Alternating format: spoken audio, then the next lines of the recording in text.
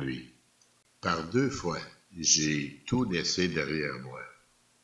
Je n'avais qu'à mon sac vert, sans aucune adresse, sans rien à manger. Je suis pourtant resté debout. Je savais que Dieu n'abandonne jamais celui qui le recherche.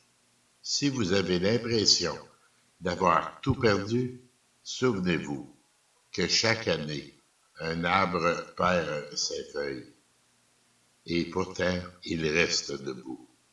Il reste debout, attendant le retour de ses feuilles à chaque printemps.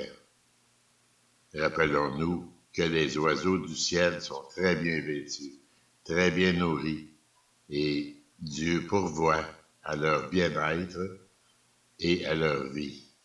Dans le livre de vie, la parole écrite nous dit « Ne vous inquiétez de rien, mais en toute chose, faites connaître vos besoins à Dieu par la prière et les supplications, avec des actions de grâce.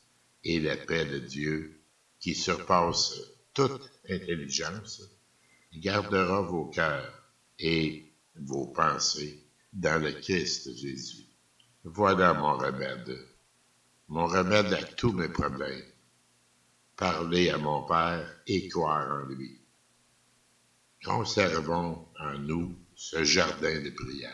Ne rends pas public ton épreuve. Non, ne dis pas à tout le monde ce que tu vis pour te faire plaindre.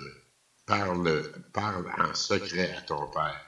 Et lui, qui voit dans le secret, saura t'écouter et te le rendre aussi dans le secret.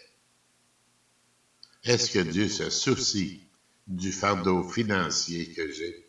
Eh bien, l'apôtre Marc nous répond dans les Écritures.